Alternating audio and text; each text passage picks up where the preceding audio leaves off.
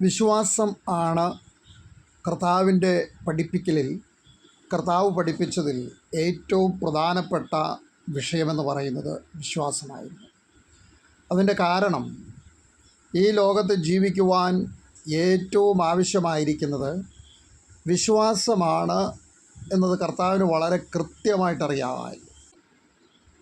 അതുകൊണ്ടാണ് കർത്താവ് വേറെ ഏതൊരു വിഷയത്തെക്കാളും വിശ്വാസത്തിന് വളരെ ഊന്നൽ കൊടുത്തുകൊണ്ട് കർത്താവ് പഠിപ്പിക്കുവാനിടയായത്. അതുകൊണ്ട് നമ്മൾ മനസ്സിലാക്കേണ്ട കാര്യം, കർത്താവ് ഇത്രയും പ്രാധാന്യത നൽകിയ ഈ വിഷയത്തെക്കുറിച്ച് നമ്മളും പ്രാധാന്യം നൽകേണ്ടതുണ്ട്. എബ്രായ ലേഖനത്തിൽ 11-ാം അധ്യായത്തിൽ പറയുന്നൊരു കാര്യമുണ്ട്. വിശ്വാസത്താൽ അവർ രാജ്യങ്ങളെ അടക്കി, സിംഹങ്ങളുടെ വായടച്ചു, തീയുടെ ബലം കെടുത്തി, നീതി നടത്തി, സ്ത്രീകൾക്ക് തങ്ങളുടെ മരിച്ചവരെ തിരിച്ചു കിട്ടി. ഇങ്ങനൊരു വലിയ ലിസ്റ്റ് തന്നെ എബ്രായ ലേഖനത്തിൽ നമ്മൾ കാണുന്നുണ്ട്. അപ്പോൾ വിശ്വാസം എത്രമാത്രം ശക്തിയുള്ളതാണ്, എത്രമാത്രം പവർഫുള്ളാണ് എന്നുള്ളത് നമുക്ക് കാണുവാൻ കഴിയും. എബ്രായ ലേഖനത്തിൽ പറയുന്നു, കർത്താവായ യേശു ക്രിസ്തുവിനെക്കുറിച്ച് അവിടെ പറയുന്നത് ഇങ്ങനെയാണ്: വിശ്വാസത്തിൻ്റെ നായകനും പൂർത്തി വരുത്തുന്നവനുമായ കർത്താവിനെ, യേശുവിനെ ശ്രദ്ധിച്ചു നോക്കുകയും എന്നാണ് പറഞ്ഞിരിക്കുന്നത്. അതുകൊണ്ട് നമ്മുടെ ജീവിതത്തിൽ നമ്മൾ മനസ്സിലാക്കേണ്ട ഒരു കാര്യം, നമ്മുടെ ജീവിതത്തിൽ വിശ്വാസം വളരുവാൻ, വിശ്വാസം വർദ്ധിക്കുവാൻ, വിശ്വാസം നമ്മളിൽ ഫലപ്രദമാകുവാൻ നമ്മളത് വളരെ ശ്രദ്ധയോടെ പഠിക്കണം. ഒരു ഉപമ അല്ല, ഒരു സംഭവം, കർത്താവിൻ്റെ ശുശ്രൂഷാകാലത്ത് നടന്നൊരു സംഭവത്തെക്കുറിച്ച് ഞാൻ ഓർമ്മിപ്പിക്കട്ടെ. ഒരു ശതാധിപൻ കർത്താവിൻ്റെ അടുക്കൽ വന്നിട്ട് പറയുകയാണ്, എൻ്റെ ബാല്യക്കാരൻ സുഖമില്ലാതെ വീട്ടിലായിരിക്കുന്നു, അവന് സൗഖ്യം ആവശ്യമുണ്ട്. യേശു പറഞ്ഞു, ഞാൻ നിൻ്റെ വീട്ടിലേക്ക് വരാം, അവനെ സൗഖ്യമാക്കാമെന്ന് പറഞ്ഞു. ഉടനെ ആ ശതാധിപൻ യേശുവിനോട് പറയുക, കർത്താവേ, നീ എൻ്റെ പുരയ്ക്കകത്ത് വരുവാൻ ഞാൻ യോഗ്യനല്ല. നീ ഒരു വാക്ക് കൽപ്പിച്ചാൽ എൻ്റെ ബാല്യക്കാരന് സൗഖ്യം വരും, എൻ്റെ ബാല്യക്കാരൻ സുഖമാകും. നീ ഒരു വാക്ക് കൽപ്പിച്ചാൽ മതി. ഞാൻ അധികാരത്തിൻ്റെ കീഴിലുള്ളൊരു മനുഷ്യനാണ്, എൻ്റെ കീഴിൽ പടയാളികളുണ്ട്. ഒരുവനോട് വരാൻ പറഞ്ഞാൽ വരുന്നു, പോകാൻ പറഞ്ഞാൽ പോകുന്നു, ഇന്നത് ചെയ്യാൻ പറഞ്ഞാൽ ചെയ്യുന്നു. ഇത്രയും കേട്ടപ്പോൾ കർത്താവ് നിന്നിട്ട് പറയുന്നൊരു കാര്യമുണ്ട്. തിരിഞ്ഞു നിന്ന് ശിഷ്യന്മാരെല്ലാം നോക്കിയിട്ട് പറയുകയാണ്, ഇസ്രായേലിൽ കൂടെ ഇപ്രകാരം ഒരു വിശ്വാസം ഞാൻ കണ്ടിട്ടില്ല. അതായത് കർത്താവ് പറയുന്നത്, അവിടെ ഇങ്ങനെ എഴുതിയിരിക്കുന്നത്, മലയാളം ബൈബിളിൽ ട്രാൻസ്ലേറ്റ് ചെയ്ത് ഇംഗ്ലീഷ് ബൈബിളിൽ എഴുതിയിരിക്കുന്നത് ഗ്രേറ്റ് ഫെയ്ത്ത് എന്നാണ്. അത് വാസ്തവത്തിൽ വലിയ വിശ്വാസമെന്നല്ല കർത്താവ് പറഞ്ഞത്. ഇങ്ങനെയൊരു വിശ്വാസം, ഇപ്രകാരം ഒരു വിശ്വാസം എന്ന കർത്താവ് പറഞ്ഞത്. കാരണം കർത്താവ് വലിയ വിശ്വാസമെന്ന് പറഞ്ഞാൽ, ശിഷ്യന്മാരെ ലൂക്കോസിൻ്റെ സുവിശേഷത്തിൽ 17-ാം അധ്യായം 5-ാം വാക്യത്തിൽ ഇങ്ങനെ ചോദിക്കുന്നുണ്ട്, കർത്താവേ, ഞങ്ങളുടെ വിശ്വാസത്തെ വർദ്ധിപ്പിക്കണമേ എന്ന്. അപ്പോൾ യേശുവോട് പറയുക, വിശ്വാസത്തെ വർദ്ധിപ്പിക്കേണ്ട കാര്യമില്ല. കടുകുമണി പോലെയുള്ള വിശ്വാസം, അതായത് കടുകുമണിയോളം വിശ്വാസമെന്നല്ല, കടുകുമണി പോലെയുള്ള വിശ്വാസം. അല്ലെങ്കിൽ നിങ്ങൾക്ക് വിശ്വാസമുണ്ടെങ്കിൽ കടുകുമണി പോലെ ഒരു വിശ്വാസം, അതതിൻ്റെ മൂലഭാഷയിൽ എഴുതിയിരിക്കുന്നത് കടുകുമണിയോളം എന്നല്ല, just like A mustard seed, അതായത് കടുകുമണി പോലെ ഒരു വിശ്വാസം നിങ്ങൾക്കുണ്ടെങ്കിൽ, നിങ്ങൾക്ക് കാട്ടത്തിയോട് കടലിൽ നട്ടുപോകാം എന്ന് പറഞ്ഞാൽ, ഇവിടെ നിന്ന് മാറി കടലിൽ നട്ടുപോകാം എന്ന് പറഞ്ഞാൽ സാധിക്കുമെന്നാണ്. ഇവിടെ കർത്താവ് പറയുന്ന കാര്യം എന്താണ്? വിശ്വാസത്തിൻ്റെ ക്വാണ്ടിറ്റി അല്ല ഇവിടെ വിഷയം. കർത്താവ് ഇവിടെ വലിയ വിശ്വാസം എന്നല്ല പറഞ്ഞേ, ഒരു വ്യത്യസ്തമായിരിക്കുന്നൊരു വിശ്വാസം, അല്ലെങ്കിൽ ഉറപ്പുള്ളതായിരിക്കുന്നൊരു വിശ്വാസം, അല്ലെങ്കിൽ ആ വിശ്വാസത്തിൻ്റെ പൂർണ്ണത. അതായത് വിശ്വാസമെന്ന് പറയുന്നത് ആശിക്കുന്നതിൻ്റെ ഉറപ്പും കാണാത്ത കാര്യത്തിൻ്റെ നിശ്ചയമാണെന്നാണല്ലോ പറയുന്നത്. അപ്പോൾ ഈ ശതാധിപൻ ഇവിടെ എന്താ ചെയ്തത്? ശതാധിപന് നല്ല ഉറപ്പാണ് കർത്താവിൻ്റെ അടുക്കൽ നിന്ന് ഈ കാര്യം ലഭിക്കുമെന്ന്. അതുകൊണ്ടാണ് അവൻ പറഞ്ഞത്, എൻ്റെ വീട്ടിലേക്കൊന്നും വരേണ്ട കാര്യമില്ല കർത്താവേ, ഒരു വാക്ക് നീ പറഞ്ഞു കഴിഞ്ഞാൽ എൻ്റെ ബാല്യക്കാരന് സൗഖ്യം വരുമെന്ന് അവൻ പറയുന്നതിന് അവന് നല്ല ഉറപ്പുണ്ട്, അവന് നല്ല നിശ്ചയമുണ്ട് ഈ കാര്യം നടക്കുമെന്ന്. ഇവൻ കർത്താവിനെ പറ്റി കേട്ടിട്ടുണ്ടായിരിക്കും, ഇവൻ കർത്താവിനെ പറ്റി അറിഞ്ഞിട്ടുണ്ടായിരിക്കും, ഇവൻ കർത്താവിനെ മനസ്സിലാക്കിയിട്ടുണ്ടായിരിക്കും. അല്ലെങ്കിൽ അവനൊരിക്കലും ഇപ്രകാരം ഒരു പ്രസ്താവന നടത്താൻ കഴിയത്തില്ല. കർത്താവിനെ ഇവൻ വ്യക്തമായി അറിഞ്ഞിട്ടാണ് ഇവൻ സംസാരിക്കുന്നത്. കർത്താവ് ആരാണെന്നും കർത്താവിൻ്റെ മഹത്വകരമായിരിക്കുന്ന ആ ശക്തിയുടെ വലിപ്പം എത്ര വലുതാണെന്നും ഇവൻ വളരെ വ്യക്തമായിട്ട് അവൻ മനസ്സിലാക്കിയിട്ടുണ്ട്. അതുകൊണ്ടാണ് അവൻ പറയുന്നത്, കർത്താവേ, എൻ്റെ പുരയ്ക്കകത്ത് വരുവാൻ ഞാൻ യോഗ്യനല്ല. കർത്താവിന് എത്ര മഹത്വം കൊടുത്തുകൊണ്ടാണ് അവൻ ആ കാര്യം പ്രസ്താവിക്കുന്നത്.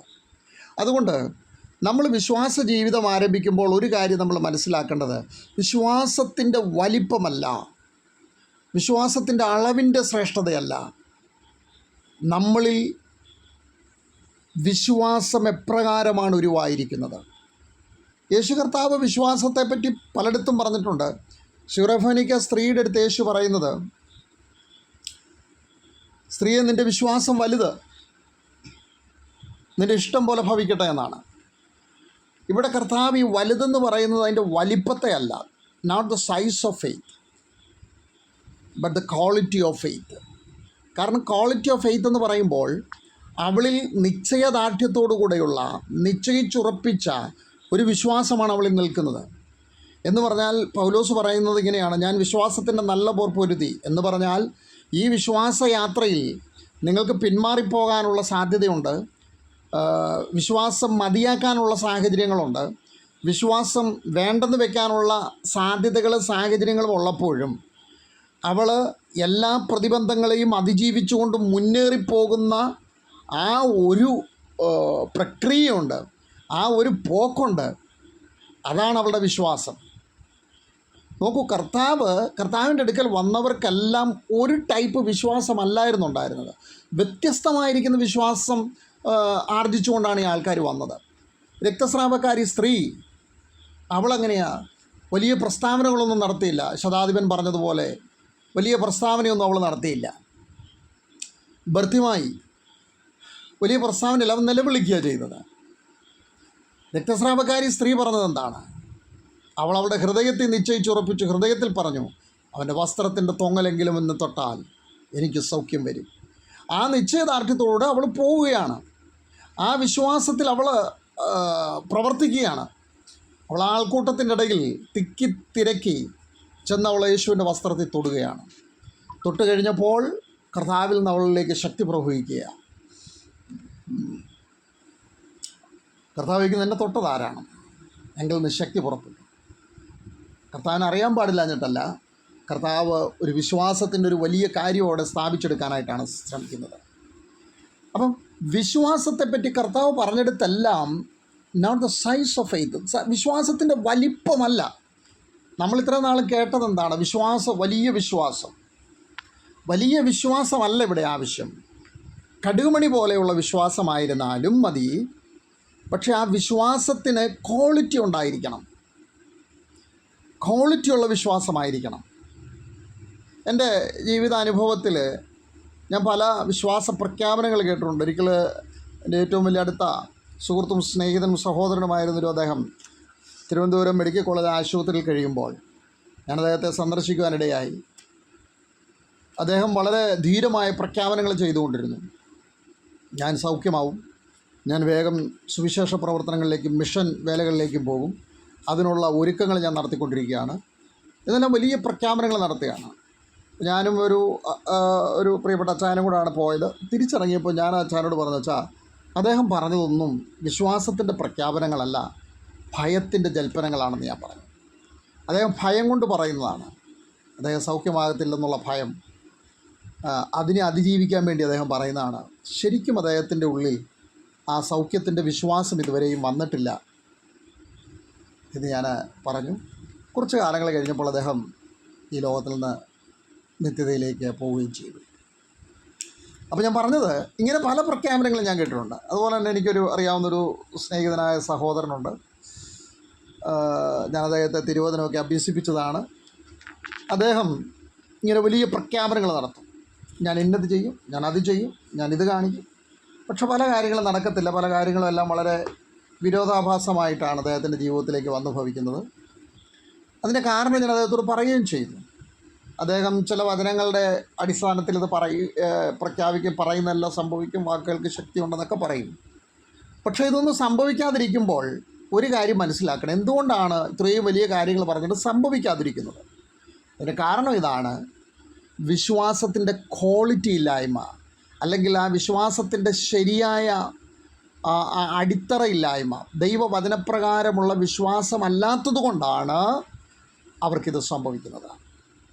അപ്പോൾ ശരിയായ ഒരു വിശ്വാസം എങ്ങനെയാണ് കെട്ടിപ്പടുക്കുന്നത്? ജീവിതത്തിൽ മാറ്റങ്ങൾ ഉണ്ടാകുവാൻ, പ്രശ്നങ്ങളെയും പ്രതിസന്ധികളെയും അതിജീവിക്കുന്നൊരു വിശ്വാസം എങ്ങനെ നമുക്ക് ആർജിച്ചെടുക്കാം? ദൈവവചനം നമ്മളെ നന്നായി പഠിപ്പിക്കുന്നുണ്ട്. പൗലോസിൻ്റെ ഒറ്റ വാക്കിലുണ്ട് അതിൻ്റെ അർത്ഥം. പൗലോസ് പറയുകയാണ്, ഞാൻ വിശ്വാസത്തിൻ്റെ നല്ല പോർ പൊരുതി, ഓട്ടം തികച്ചു, വിശ്വാസം കാത്തു.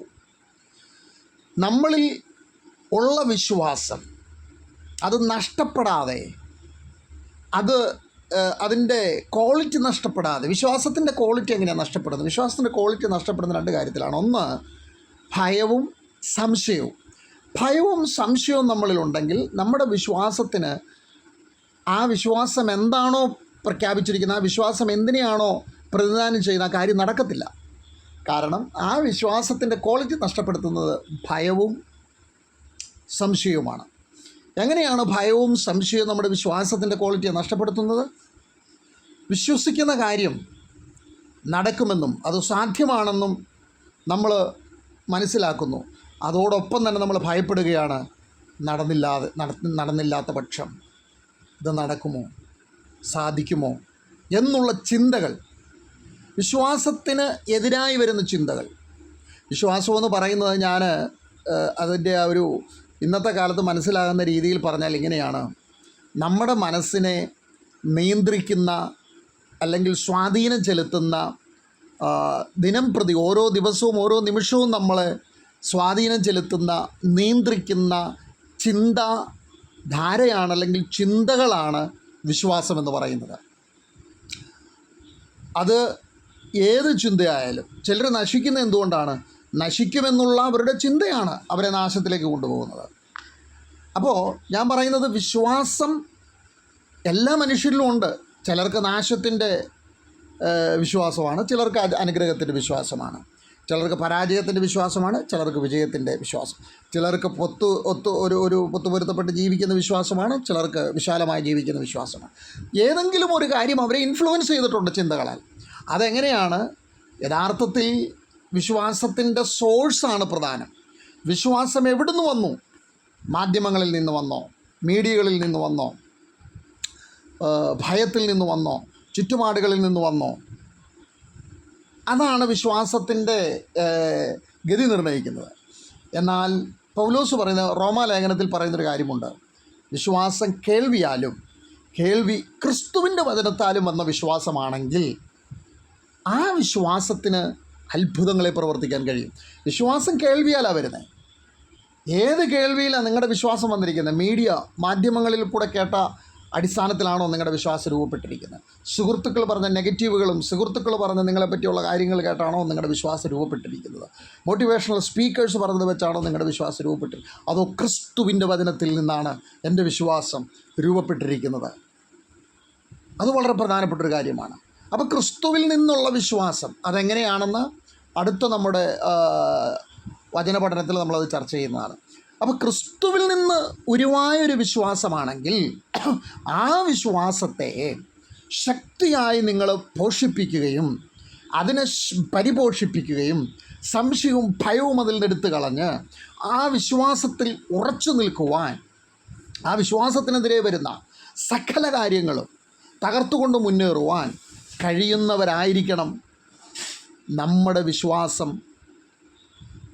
ഫലവത്തായി മാറുവാൻ, ഫലം തരുവാൻ അതിന് കാരണമായി തീരും. ആ വിശ്വാസം വർദ്ധിപ്പിക്കേണ്ടത് എങ്ങനെയാണെന്നൊക്കെ നമുക്ക് വിശദമായ ദൈവവചനത്തിൽ നിന്ന് പഠിക്കേണ്ടതായിട്ടുണ്ട്. അപ്പം അങ്ങനെ പഠിക്കുവാൻ ദൈവം നമ്മളെ സഹായിക്കട്ടെ. ഇപ്പം ഞാൻ ഇവിടെ ഈ വാക്കുകൾ അവസാനിപ്പിക്കുമ്പോൾ ഒരു കാര്യം പറയാൻ ആഗ്രഹിക്കുന്നു. വിശ്വാസം കർത്താവ് പഠിപ്പിക്കുമ്പോൾ ഒരേ ശൈലിയിലല്ലായിരുന്നു വിശ്വാസം കർത്താവ് ഇൻട്രൊഡ്യൂസ് ചെയ്ത് നമ്മളെ കാണിച്ചു തന്നത്. ശതാധിപൻ അപ്രകാരം പറഞ്ഞു. ഭർത്യമായി നിലവിളിച്ചപ്പോൾ കർത്താവ് ആ വിശ്വാസത്തെ കണ്ടു. രക്തസ്രാവക്കാർ മനസ്സിൽ പറഞ്ഞുകൊണ്ട് നടന്ന ആ വിശ്വാസത്തെ കർത്താവ് മാനിച്ചു. സുരഫനിക്ക സ്ത്രീ അതിജീവനത്തിൻ്റെ വിശ്വാസമാണ് പഠിപ്പിക്കുന്നത്. പലതും പ്രതികൂലമായി വരുമ്പോഴും എല്ലാം വാതിലുകൾ അടയുമ്പോഴും അവൾ ഒരു ഇഞ്ച് പിന്മാറാതെ മുന്നോട്ട് പോയ ഒരു വിശ്വാസത്തിൻ്റെ സാക്ഷ്യം കർത്താവ് ഉണ്ടാക്കിയെടുക്കുകയായിരുന്നു. എന്തായാലും കർത്താവ് അവൾക്ക് സൗഖ്യം കൊടുക്കുമെന്നറിയാം. എന്നാൽ ആദ്യം നിന്ന് കർത്താവിന് നേരെ തിരിഞ്ഞിട്ട് സ്ത്രീയെ സൗഖ്യമായിരിക്കുന്നു പൊക്കോളാൻ പറഞ്ഞ് കർത്താവിന് വിടാം. ശബരിയിലൂടെ നടന്നു പോകുന്ന കർത്താവിന് സിറോഫേനിക്ക് സ്ത്രീ ഒരു വിഷയമല്ല. എന്തിനാണ് കർത്താവ് അവിടെ അങ്ങനെ ഒരു സീനുണ്ടാക്കിയത്? കർത്താവിന് കാണിക്കാനായിട്ട് ഏത് പ്രതിബന്ധങ്ങളെയും ചവിട്ടുപടികളാക്കി, ഏത് പ്രതികൂലങ്ങളെയും എല്ലാ വാതിലുകളും വിശ്വാസത്തിന് നേരെ അടയുമ്പോഴും യഥാർത്ഥത്തിൽ ദൈവത്തിൽ നിന്നുരുവായ അല്ലെങ്കിൽ അവളുടെ ഹൃദയത്തിൽ നിശ്ചയിച്ചുറപ്പിച്ചൊരു വിശ്വാസമാണെങ്കിൽ ഏത് വാതിലടഞ്ഞാലും അതിനകത്തൊരു ഓപ്ഷൻ കണ്ടുകൊണ്ടിരിക്കും, ഒരു വഴി കണ്ടുകൊണ്ടിരിക്കും. ഈ കാര്യം സാധിക്കുമാകാൻ ഒരു വഴിയുണ്ട്. ഇതാണ് ശരിക്കും വിശ്വാസത്തിൻ്റെ ക്വാളിറ്റി എന്ന് പറയുന്നത്. എല്ലാം പ്രതികൂലമാകുമ്പോഴും നിങ്ങൾക്കൊരു ഒരു ഓപ്ഷൻ കാണാൻ പറ്റും. നിങ്ങൾക്ക് ഇല്ല അത് ഈ വഴിയിൽ നടക്കാൻ സാധ്യത ഇല്ല, എല്ലാ വഴി അടഞ്ഞാലും ശരി ഒരു വഴിയുണ്ട്, അതിനൊരു സാധ്യത ഞാൻ കാണുന്നുണ്ട് എന്ന് പറഞ്ഞ് മുന്നോട്ട് തന്നെ പോകാൻ കഴിയുന്ന ആ ഒരു വിശ്വാസം, that is called quality faith. ആ ഒരു ക്വാളിറ്റി ഫെയ്ത്താണ് നമുക്കുണ്ടാകേണ്ടത്. ആ ഒരു ക്വാളിറ്റി ഫെയ്ത്താണ് നമുക്ക് വേണ്ടത്. അങ്ങനെ എങ്ങനെ വിശ്വാസത്തിൽ ജീവിക്കാമെന്ന് തുടർന്നുള്ള നമ്മുടെ ഈ പഠനത്തിൽ മനസ്സിലാക്കാൻ ദൈവം നമ്മെ സഹായിക്കട്ടെ. വിശ്വാസത്തിൽ ജീവിക്കാൻ ദൈവം എല്ലാവരെയും സഹായിക്കട്ടെ. വിശ്വാസം അത് ലോകത്തെ മാറ്റും. യേശു നൽകും വിശ്വാസം. മുന്നേറാം തളരാതെ, നേടാം വിജയങ്ങൾ, പറക്കാം ഉയരങ്ങളിൽ ഗഗനം. തടസ്സങ്ങൾ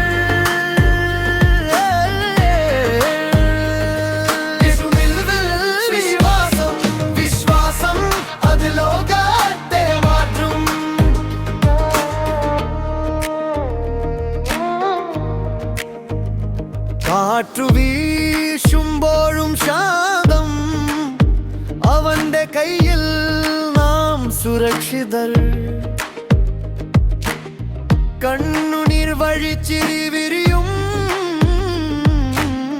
പ്രതീക്ഷയായി ഓരോ പ്രഭാതം. വിശ്വാസം അത്